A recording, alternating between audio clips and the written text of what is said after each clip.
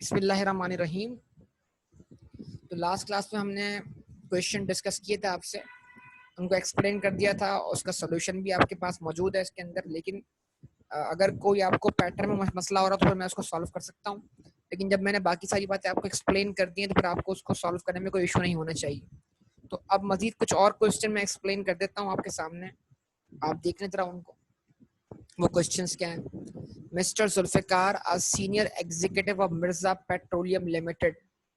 जुल्फिकार साहब जो है वो एग्जीक्यूटिव ऑफिसर हैं मिर्जा पेट्रोलियम के अंदर। Retired on 31 March. Date of retirement is important, यानी टैक्स ईयर एंड होने से 3 महीने पहले। After completion of 19 years of dedicated services, 19 साल काम करने के बाद रिटायर हो गए। डिटेल्स ऑफ मिस्टर जुल्फिकार's income for the year ended 30th June 2018 are given below. Monthly remuneration, देखिए मंथली आ गया, ऊपर हेडिंग लगा दी मंथली, ये सब कुछ पर मंथ है। इसको मल्टीप्लाई बाय क्या करेंगे, किससे मल्टीप्लाई करेंगे?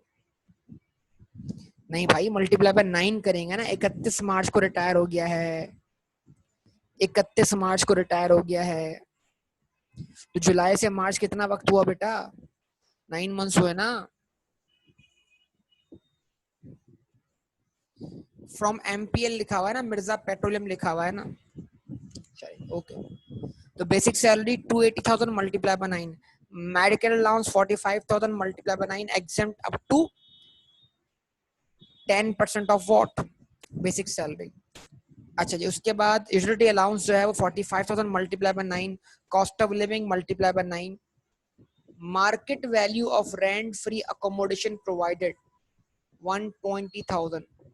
तो आपको अकोमोडेशन मिली है कंपनी की तरफ से, क्या करेंगे आप? बेसिक सैलरी का 45% निकालेंगे, ठीक है। और जब बेसिक सैलरी 9 मंथ्स की है तो ऑटोमेटिकली वो 45% भी 9 मंथ्स के हिसाब से निकला। यस और नो?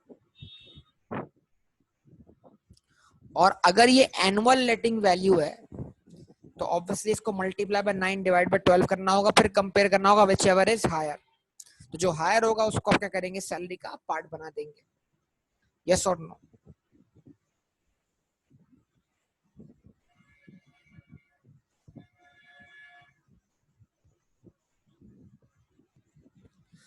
अच्छा, आगे ये लिखा हुआ है, as per terms of employment tax liability of mister Zulfiqar to the extent of 200,000 is to be borne by the MPL. 2 lakh रुपए तक टैक्स लायबिलिटी जो होगी वो फर्म बेयर करेगी, बिजनेस बेयर करेगा, यानी एम्प्लॉयर बेयर करेगा, उससे अबव एम्प्लॉय खुद बेयर करेगा। तो जब एम्प्लॉयर अपनी लिमिट दे तो उस लिमिट को आप एथडेड सैलरी का पार्ट बना देते हैं, अगर आपको याद हो, बगैर ग्रॉस अप किए। यस और नो? अच्छा, उसके बाद on his retirement he received gratuity of rupees 2,660,000 from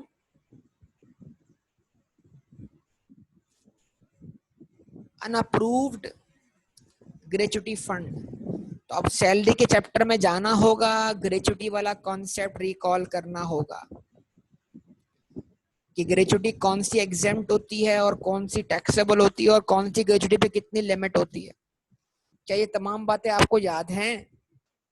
क्या तमाम बातें आपको याद हैं? बताइए,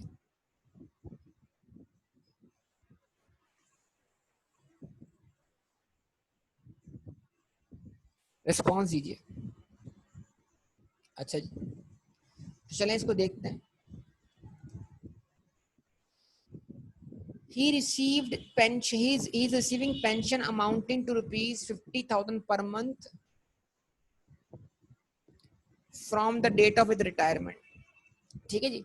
और रिटायरमेंट के बाद उसको 50,000 रुपए के हिसाब से क्या मिलेगी? पेंशन मिलेगी। तो हम बोलते हैं pension is exempt irrespective of age limit subject to 2 conditions, अगर आपको याद हो।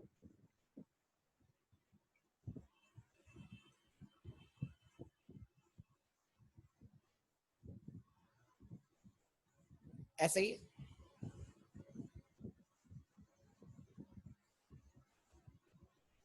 अब वो 2 कंडीशन क्या है जनाब, आप सब जानते हैं कि रिटायरमेंट के बाद अगर सेम एम्प्लॉयर के पास या उससे उसके एसोसिएट के पास जॉब कर रहा है तो फिर पेंशन एग्जाम नहीं होगी।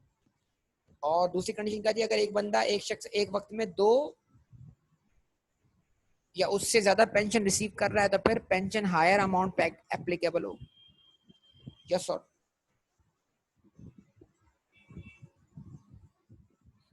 याद है ना। और अगर इसकी एज 60 साल से क्या है ज्यादा है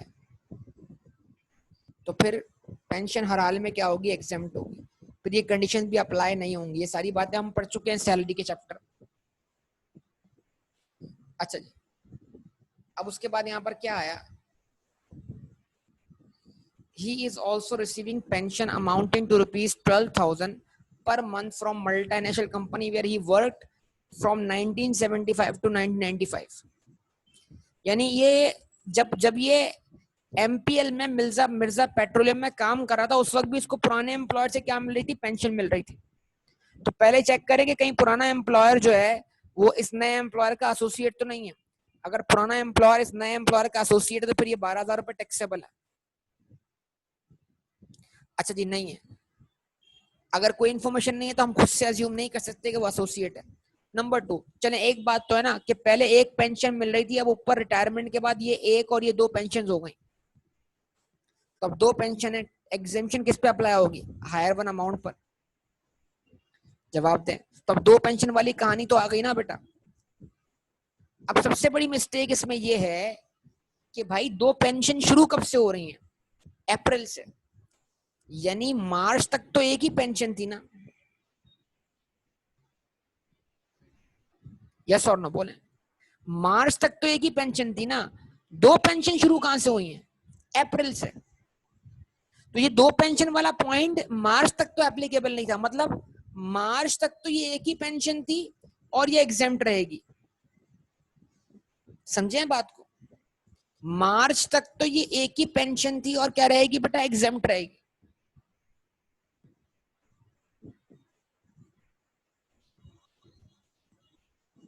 आप समझे मेरी बात।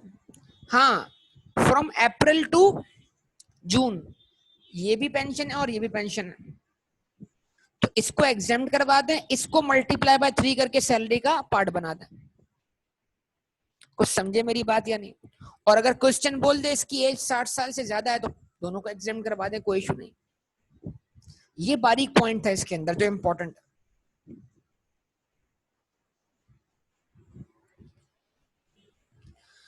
A plot inherited from his father was sold for rupees 5 million. Fair market value of the plot at the time of inheritance in the tax year 2011 was 1 million. तो उसने अपने बाप से एक प्लॉट लिया था 2011 में, इनहेरिटेंस में वो उसने बेचा, तो इसको कैपिटल गेन हुआ है कितना, 4 मिलियन का। अब वही वाला पॉइंट रिपीट हो गया है। होल्डिंग पीरियड देख लें, उसकी बेस पे कितना परसेंट अमाउंट एग्जेम्प्ट होता है ये देख लें, फिर उसका separate block of tax rate देख लें। ये पॉइंट तो रिपीट हो गया जो आपने पिछले किसी क्वेश्चन में भी किया होगा। यस और रिस्पॉन्स दीजिए बेटा, रिस्पॉन्स।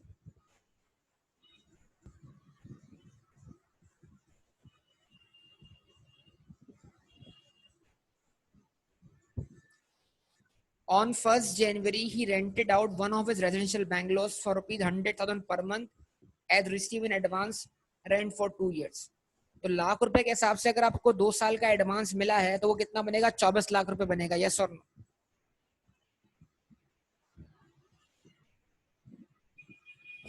तो क्या 24 लाख रुपए इनकम फ्रॉम प्रॉपर्टी? नहीं। जनवरी को प्रॉपर्टी रेंट पे दी है, जनवरी से लेकर जून तक का अमाउंट, 6 महीने का अमाउंट वो ड्यू हुआ है, वही अक्रूवल बेस पे क्या होगा, रेंट, चार्जेबल रेंट का पार्ट बनेगा। और जो आपको 18 लाख रुपए इजाफी मिले हैं वो अगले टैक्स ईयर में क्या जाके क्या होंगे, टैक्स होंगे, भले रिसीव हो चुका। ठीक है। तो ये एडवांस रेंट का मतलब क्या, ये एडजस्टेबल अमाउंट है, ये एक्सपायर हो जाएगा वक्त गुजरने पर। यस और नो।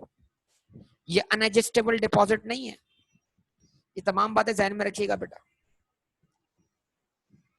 तो लाख रुपए को मल्टीप्लाई बाय 6 कर देंगे और सैलरी का पार्ट उसको इनकम फ्रॉम प्रॉपर्टी का पार्ट बना देंगे।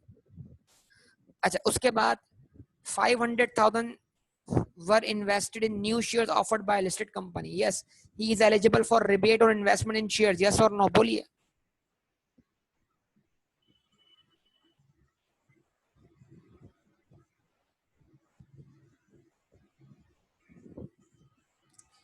उसके बाद ही paid markup ₹250,000 on a house loan obtain from a schedule bank.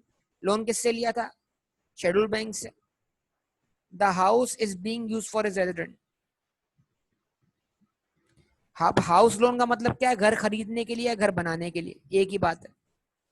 तो लोन लिया था घर खरीदने के लिए, घर बनाने के लिए, तो ये प्रॉफिट ऑन डेट है, ये उसने पे किया। इस पे इसको क्या मिलना चाहिए? अलाउंस मिलना चाहिए।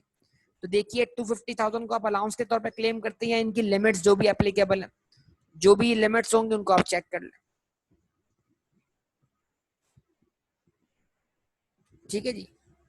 उसके बाद ही incurred a loss of ₹20,000 on sale of painting. तो पेंटिंग की सेल पर जो लॉस हुआ है वो लॉस आप क्लेम नहीं कर सकते, वो लॉस अपने पास ही रखें, क्योंकि वो लॉस फॉल करता है कहां पर? सेक्शन, बताइए, सेक्शन 38 सब सेक्शन 5। यस और नो? अब ये बड़ी इंपॉर्टेंट चीज है, वो क्या है? ब्रीफली, ये तो है compute taxable income and tax liability.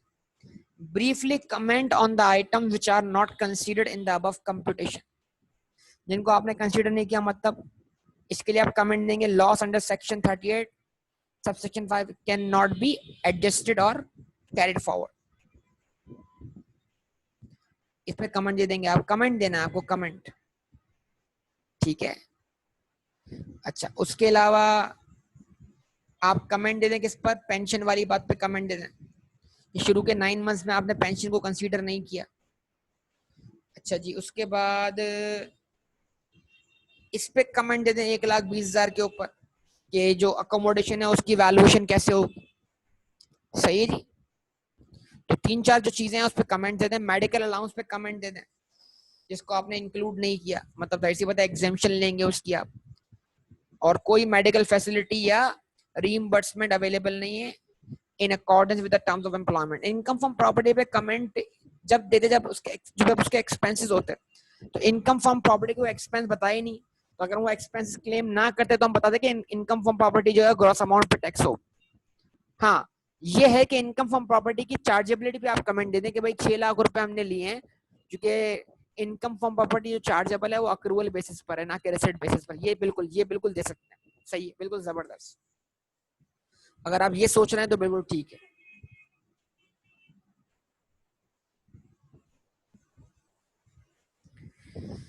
हाँ भाई बताइए। तो अब जितना हम आगे बढ़ेंगे क्वेश्चन का लेवल आगे निकलना शुरू हो जाएगा। 21 नंबर का सवाल है एग्जाम में यार, आप मुझे बताओ, 21 नंबर का सवाल एग्जाम में आया है, क्या आपको कहीं भी लगता है कि आप इसमें मार्क्स लूज कर सकते हो टेक्स्ट के पेपर के? बस मसला क्या है, ग्रेचुटी भूल चुके होगे बस। तो यार ये ग्रेचुटी जो कम्यूटेशन ऑफ पेंशन जो है ग्रेचुटी है, और उसके साथ साथ जो क्या कहते हैं आपके पास प्रोविडेंट फंड है, इनको तो पक्का याद कर लो। इसमें तो गुंजाइश ही नहीं छोड़ो कि आप उनको भूल जाओ। ये आपको फुल मार्क्स सिक्योर करने में हेल्प करेंगे बेटा। 21 नंबर यार, आप सोचें, अच्छे खासे मार्क्स हैं यार। जिसके हाथ में मार्क्स आ गया उसका पेपर आगे निकलना आसान हो जाएगा।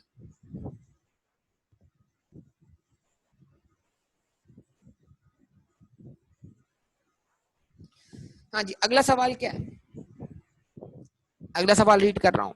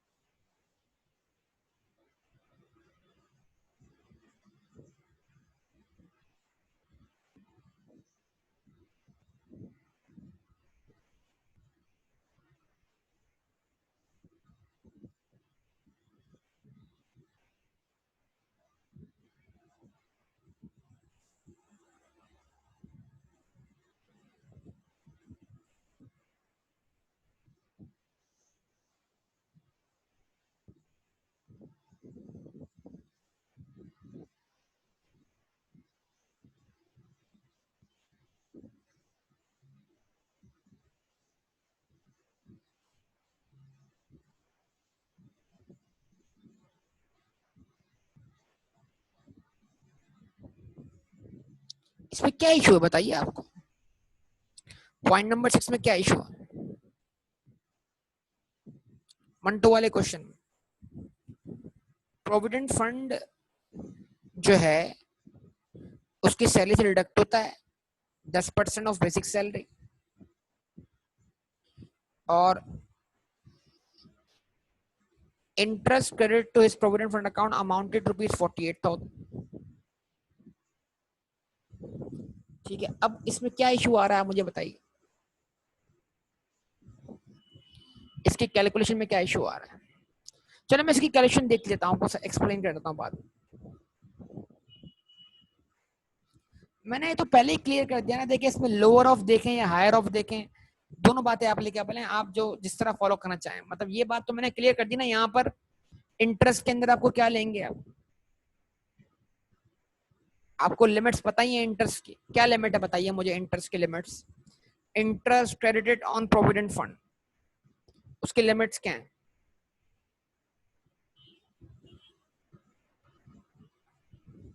लिमिट बताइए आप मुझे।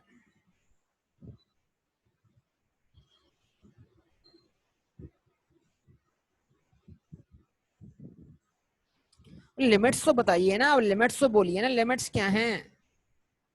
एक लिमिट आ गई 16% ऑफ अक्यूमुलेट बैलेंस, और दूसरी लिमिट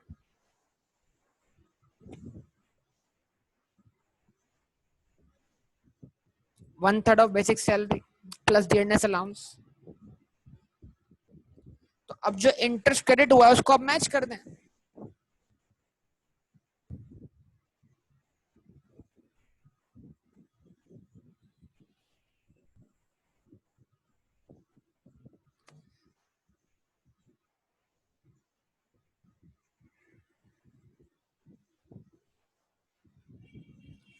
देखिए उसने ये अरे तो इसने अभी तो ज्वाइन किया है ये होटल, इसी पीरियड में ज्वाइन किया है ना उसने। तो अक्यूमुलेट बैलेंस जो होगा वो बेसिक सैलरी का 10%। बेसिक सैलरी कितनी है? 1,00,000 रुपए। चलो मैं अभी वर्कआउट करता हूँ उसको। बेसिक सैलरी का तरह निकालिए आप लोग।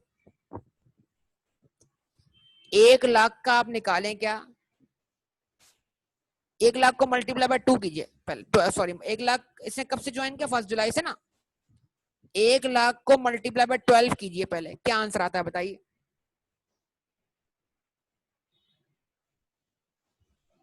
1,20,000। 1,20,000 आपने कंट्रीब्यूट किया, 1,20,000 आपके एम्प्लॉयर ने, सॉरी 12,00,000 रुपए। 12,00,000 का 10% निकालिए, 12,00,000 का 10% निकालिए, 1,20,000 आएगा आपके पास आंसर। 1,20,000 आपने कंट्रीब्यूट किया, 1,20,000 आपके एम्प्लॉयर ने कंट्रीब्यूट किया। टोटल फंड कितना हुआ? 2,40,000।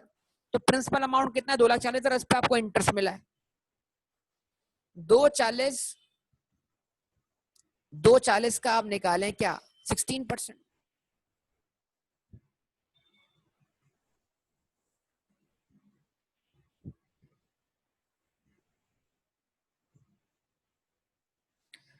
टू 40 का निकालें 16%, 384, 38.4,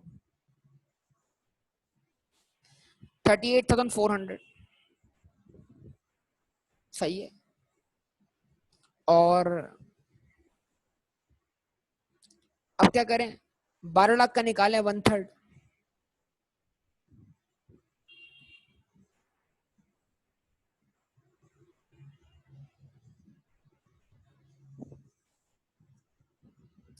12,00,000 का निकालें 1/3, 4,00,000। अब लोअर क्या आ रहा है? 38,400। अगर आप लोअर को लिमिट मानते हैं तो आप लोअर मैच कर दें किससे? 48,000 से। जब 48,000 में से आप 38,400 क्या करेंगे? माइनस करेंगे। ऑब्वियसली पहला साल है तो कैसे कोई एक्यूमुलेट बैलेंस होगा इसके पास? जो उसके अकाउंट में डिपॉजिट किया गया है वही उसका एक्यूमुलेट बैलेंस कहलाएगा। सही है। ऐसे ट्रीटमेंट है। बात समझ में आ गई है? 1,20 आपका कंट्रीब्यूट अमाउंट है, 1,20 एम्प्लॉयर का। तो आपका प्रिंसिपल अमाउंट कितना हुआ? 2,40। उस 2,40 पे इंटरेस्ट लगा है 48,000। उस 2,40 पे लगने वाला इंटरेस्ट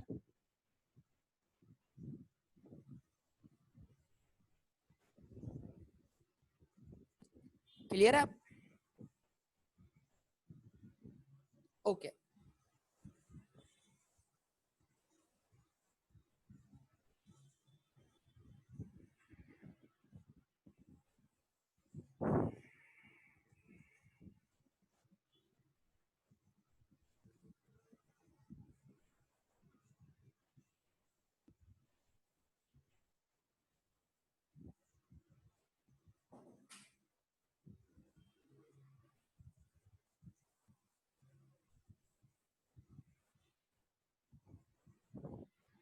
ठीक है जनाब, इसके बाद क्वेश्चन हम रीड कर रहे हैं कौन सा।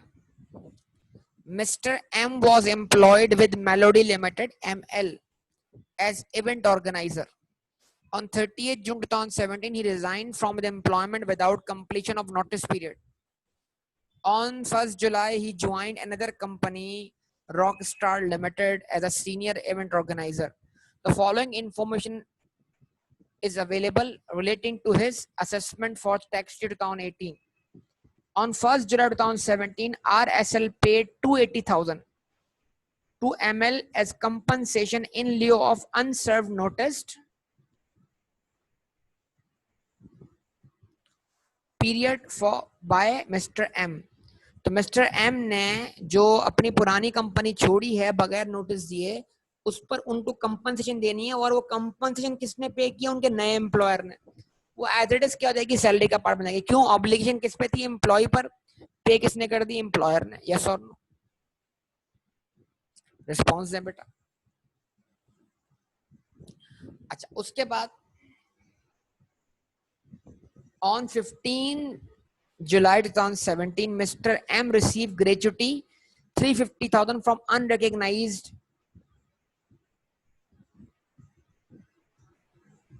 gratuity fund maintained by ML.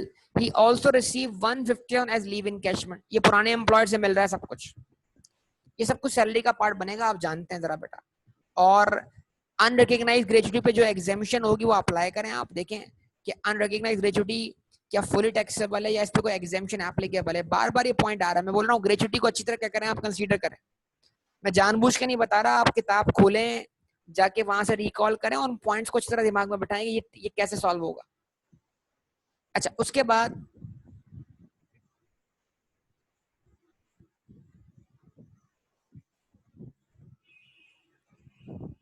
अब ये नए एम्प्लॉयर से कहानी शुरू हो जाएगी यहाँ पर। In accordance with the terms of employment with RSL, M was provided with the following emoluments and benefits. ठीक है, basic salary 245,000 per month, annuity allowance 21,000 per month, multiply by 12 कर देंगे।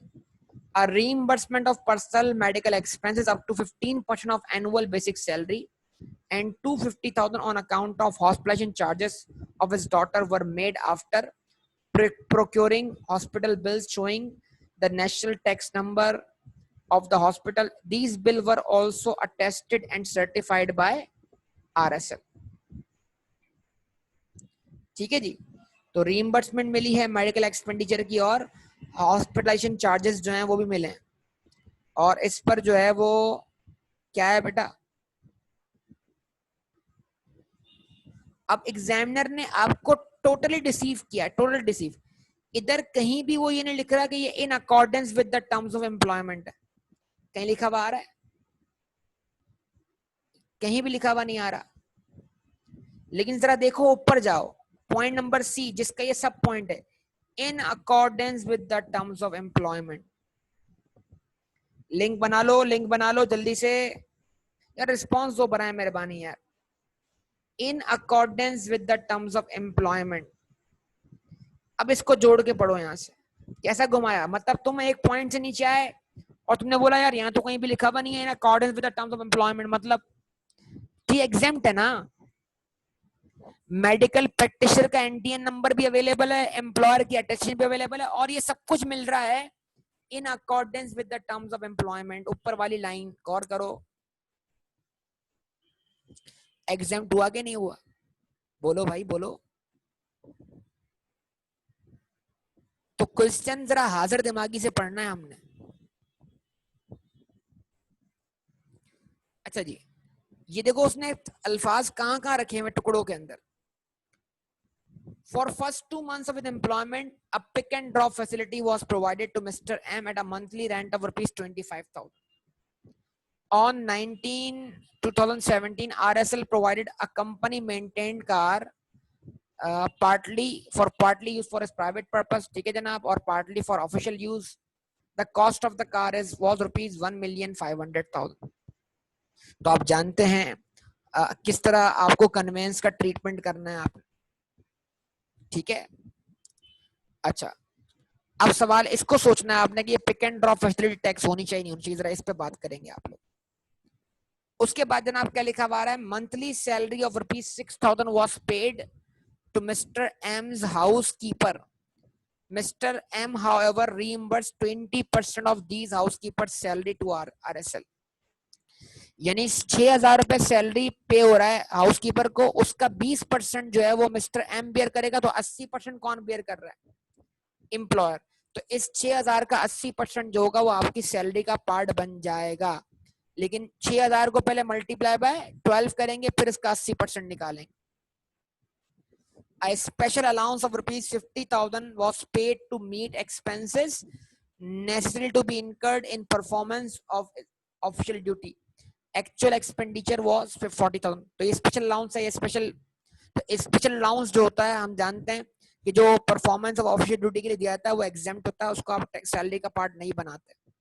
यस और नो बोलिए बेटा, रिस्पॉन्स दीजिए. जैसे TADA वगैरह हो जाता है, आप जानते हैं. On 1st January 2018, he was provided an interest-free loan of rupees 1,500,000. The prescribed benchmark rate is 10%. तो इसके ऊपर रेट लगाएं, 6 महीने का बेनिफिट क्या करें, सैलरी का पार्ट बना दें. A commission of rupees 500,000 for introducing new clients to the company, withholding tax was deducted at 12% from such payments. ये जो कमीशन है, ये जो मिला है, ये एम्प्लॉयमेंट रिलेशनशिप में रहते हुए मिला है, तो इसको इनकम फ्रॉम सैलरी का ही पार्ट बनाएंगे. और जो इस पे विदहोल्डिंग हुई है उसका इशू नहीं है, आप इसको नॉर्मली टैक्स करें सैलरी के साथ, और जो भी इसकी विदहोल्डिंग हुई है उसको बाद में एडजस्ट कर दें. यस और नो बेटा. तो ये सैलरी, ये commission income from other source नहीं है यहाँ पर.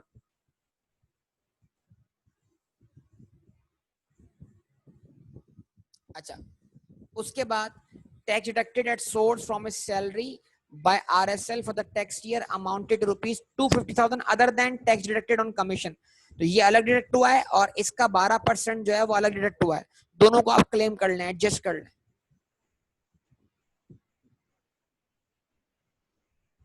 उसके बाद apart from his employment with RSL, Mr. M also recognized events for private client. साथ साथ इसने अपना बिजनेस भी शुरू कर दिया भाई privately. He received a total of rupees 1 million from such clients. ये रेवेन्यू आ गया इसका. तो अगर ये प्राइवेटली काम करेगा, जैसे डॉक्टर साहब सुबह में जॉब करते हैं, शाम में क्लिनिक चलाते हैं, तो ये शाम में अपना प्राइवेट काम कर रहा है, तो ये इसका रेवेन्यू है, इनकम फ्रॉम बिजनेस है. No tax was deducted from such receipt. However he incurred overall loss of rupees 350,000. तो ये लॉस है, मतलब 1 मिलियन रेवेन्यू है, 13,50,000 के एक्सपेंसेस हुए हैं, 3.5 लाख का लॉस हुआ है. तो लॉस इनकम फ्रॉम बिजनेस का है. तो इनकम फ्रॉम बिजनेस के लॉस को आप सैलरी के अलावा और इनकम फ्रॉम प्रॉपर्टी के अलावा किसी भी और हेड ऑफ इनकम से एडजस्ट कर सकते हैं. हम आगे पढ़ लेंगे, लेकिन अगर अभी कोई है हो तो आप उसको एडजस्ट कर लीजिएगा, अदरवाइज ये लॉस कैरी फॉरवर्ड हो जाएगा. On 31st May 2018, he received rupees 180,000 from Mr. A as consideration for vacating a bungalow. तो अगर इसको 1,80,000 मिले हैं बैंगलो खाली करने के, तो वही इनकम फ्रॉम अदर सोर्स का पॉइंट अप्लाई होगा. ये 1,80,000 10 हिस्सों में ब्रेक होगा. एक हिस्सा इसका टैक्स होगा करंट टैक्स ईयर में, और 9 हिस्से टैक्स होंगे आने वाले टैक्स ईयर में. कौन से हेड में, इनकम फ्रॉम अदर सोर्सेज के हेड में. यस और नो, क्या ये पॉइंट हमने अदर सोर्स में पढ़ा था? He also received a share of profit from a business in Malaysia equivalent to Pak rupees 535,000. ये इसकी income from other source, income from business है foreign. He paid 130,000 taxes in Malaysia on such income. पहली बात, ये resident है बेटा, ये resident है. अच्छा, इसके पास इनकम फ्रॉम, ठीक है, इसके पास इनकम फ्रॉम बिजनेस में पाकिस्तान में लॉस है, ठीक है, और इसके बाद इनकम फ्रॉम बिजनेस में फॉरेन में क्या है, गेन है. तो इसके पास 2 इनकम फ्रॉम बिजनेस है.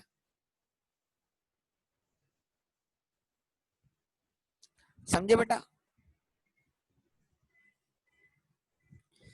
तो अब ये है कि अगर लॉस होता फॉरेन में और गेन होता पाकिस्तान में, तो फिर वो लॉस इससे एडजस्ट नहीं हो सकता। लेकिन अगर लॉस है पाकिस्तानी बिजनेस इनकम में और गेन है फॉरेन बिजनेस इनकम में, तो क्या करोगे आप? इस लॉस को इससे नेट कर सकते हो आप। इसके लिए पॉइंट नीचे दिया हुआ है, इसको आप पढ़ सकते हैं। ठीक है बेटा? और क्योंकि उसकी फॉरेन सोर्स इनकम पाकिस्तान में डबल टैक्स होगी, टैक्स ट्रीटी ना होने की बिना पर, तो जो उसने फॉरेन में टैक्स पे किया है उसकी बेस पर उसको क्या मिलेगा? फॉरेन टैक्स क्रेडिट या यूनिलेटरल रिलीफ। तो आप ये रिबेट भी कैलकुलेट करेंगे। यस और नो बोलिए बेटा, सारी बातें याद आ रही हैं, भूल चुके सब कुछ? उसके बाद mister M acquired 10,000 share of a listed company, खरीदे लिस्टेड कंपनी के, फ्रॉम किससे? Private and commission of Pakistan से। तो भले शेयर खरीदे आप, अगर आप private and commission of Pakistan से क्या कहते हैं प्राइवेट कंपनी के शेयर्स भी खरीद लें, तब भी आप एलिजिबल हैं रिबेट्स के लिए। ऑफ पाकिस्तान क्या कहते हैं privatisation commission of Pakistan at a price of ₹100 per share on 31st May 2017. He was allowed a tax credit of 100,000 in 2017 against investment. On 20 May 2018, he sold all the shares for ₹1 million. These figures included incidental expenses. अब दो बातें हैं बेटा। अगर इसने 2017 में shares खरीदे जिस पर उसने रिबेट क्लेम किया, तो आपको पता है रिबेट क्लेम करने के बाद उन शेयर्स को होल्ड करना होता है कितना अरसा? कितना अरसा होल्ड करना होता है जरा बताओ? अदरवाइज आपका रिबेट जो है वो रिवर्स हो जाता है 24 महीने। तो अगर 2017 में खरीदे हो और 2018 बिल्कुल, अगर 2017 के स्टार्ट में खरीदे हो और 2018 के एंड में बेचे, तो भी 24 महीने पूरे नहीं होंगे ना बेटा? 24 महीने मतलब पूरे होंगे, एक्सीड नहीं करेंगे। यस और नो? तो ये तो 2018 एंड होने से पहले पहले बेच रहा है, तो 24 महीने तो पूरे नहीं हुए। तो पॉइंट नंबर 1, इसका ये जो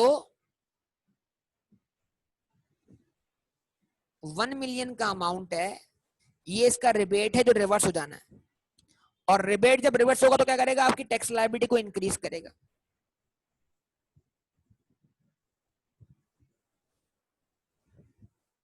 यस और नो बोलिए।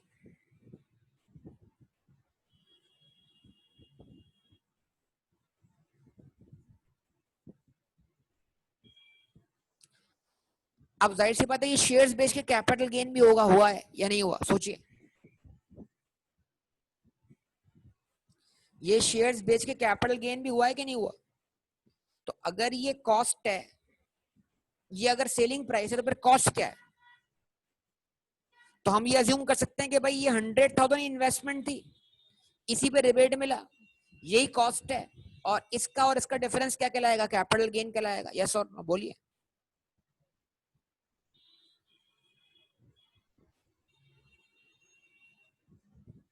क्या कहते हैं?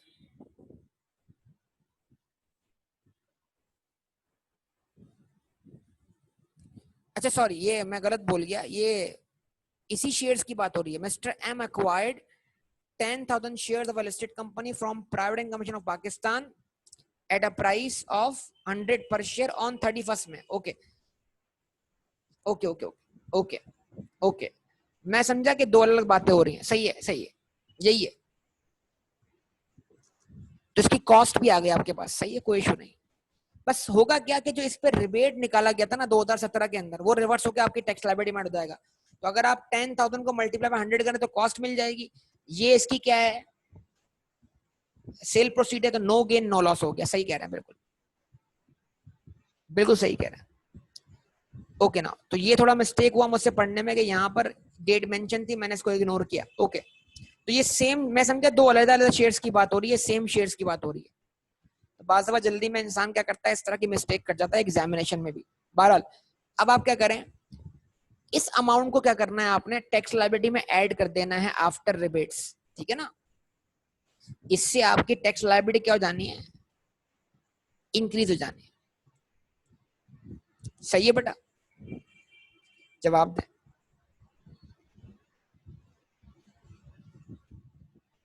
सही है बेटा, जवाब दें, रिस्पॉन्स दें।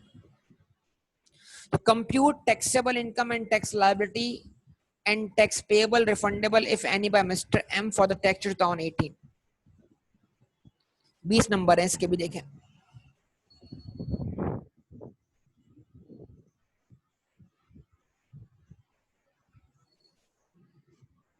तो अब आप कोशिश करें कि आप इन तमाम क्वेश्चन को जल्द से जल्द सॉल्व करें। तो इंशाल्लाह अगली क्लास जो हमारी होगी उसमें हम इनकम फ्रॉम बिजनेस के हेड को शुरू करने जा रहे हैं। और ये लिखे हुए सॉल्यूशन मैं आपके चेक करूंगा बेटा, आपसे मांगूंगा लिखे हुए रजिस्टर दिखाओ मुझे आप। ठीक है, ओके, अल्लाह हाफिज।